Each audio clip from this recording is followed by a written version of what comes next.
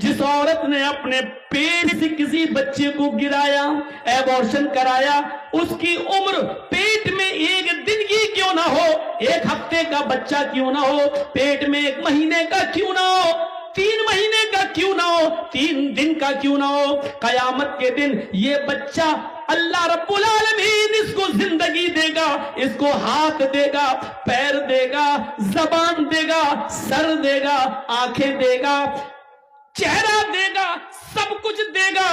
جاء یوم القیامہ ومعلق بین ثدیہ، یہ بچہ اپنے ماں کی دونوں پستانوں سے لٹکا ہوا آئے گا، اپنے ماں کے دونوں سینے سے لٹکا ہوا آئے گا۔ قیامت کے دن اس حال میں آئے گا کہ یہ بچہ اپنے ماں کی پستان سے دودھ چوس رہا ہوگا، دودھ کھینچ رہا ہوگا۔ اللہ رب العالمین کی آواز آئے گی، اے بچے تجھے کچھ کہنا ہے؟ بچہ اپنے ماں کی پستان کو چھوڑ دے گا، یقول چیخے گا اور کہے گا یا ربی ہاذہ امی قتلتنی، اللہ یہ میری ماں ہے جس نے دنیا میں مجھے مار ڈالا تھا، اللہ یہ میری ماں ہے جس نے دنیا میں میری جان لے لی تھی، اللہ یہ میری ماں ہے جس نے دنیا میں مجھے قتل کر ڈالا تھا، اللہ یہ دنیا میں میری نہ بنی، آج تو اس کا مت بن،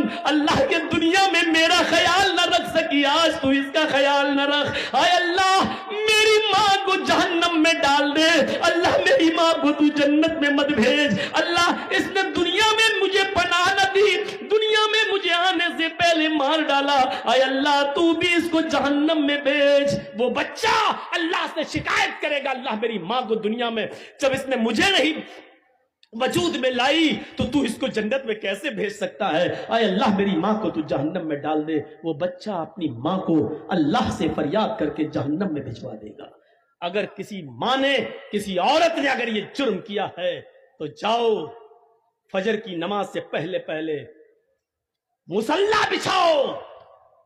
سجدے کرو اور اپنے روٹھے ہوئے رب کو منا لو، شاید اس کو رحم آ جائے تو تمہیں توبہ قبول کر کے بخش دے، ورنہ امید بہت کم ہے۔ جس نے دنیا میں اپنے بچے کو گرایا، تم تو حلال بچے گرا رہی ہو، اپنے شوہر کا بچہ گرا رہی ہو، صرف اس لیے کہ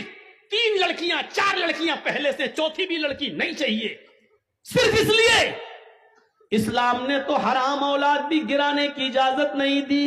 ناجائز بچہ بھی مارنے کی اجازت نہیں دی۔ وہ ایک عورت آئی تھی اللہ کے رسول کے پاس جس سے زنا ہو گیا تھا، حرام کام ہو گیا تھا، کہہ رہی تھی اللہ کے رسول مجھے پاک کر دو۔ اللہ کے نبی نے کہا کیا ہوا؟ کہا ایسا ایسا ہو گیا۔ آپ نے صحابہ سے کہا اس کو مار ڈالو، پتھروں سے ختم کر دو۔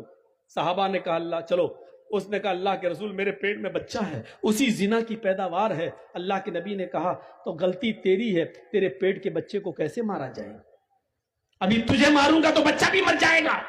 جاؤ جب بچہ پیدا ہو جائے تب آنا۔ جب بچہ پیدا ہوا تب آئی۔ اللہ کے رسول نے کہا ابھی بھی تجھے نہیں مارا جا سکتا ہے، کیونکہ ابھی بچہ تیرا دودھ پیتا ہے، اس کے ہونٹوں میں دودھ لگا ہے، اور محمد ظالم نہیں ہے جو اس بچے کا حق مار دے، نہیں، ابھی اس کو دودھ پلاؤ، جب روٹی کھانے لگے تب آنا۔ سوچو،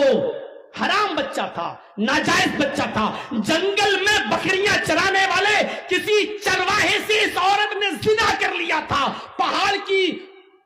کہ دامن میں زنا ہوا تھا، جنگل میں جھاڑی میں زنا ہوا تھا، لیکن اللہ کے رسول صلی اللہ علیہ وسلم نے اس ناجائز بچے کو بھی گرانے کی اجازت نہیں دی، جبکہ اس بچے کا باپ اس دنیا میں پتہ نہیں کون ہے،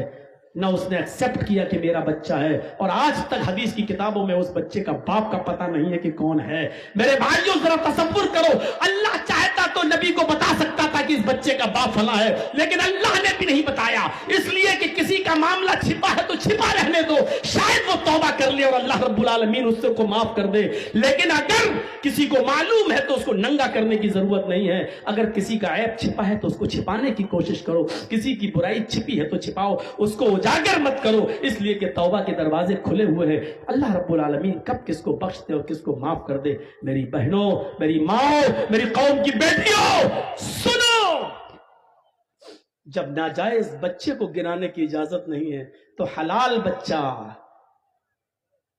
جائز بچہ، اس کو کیسے گرایا جا سکتا؟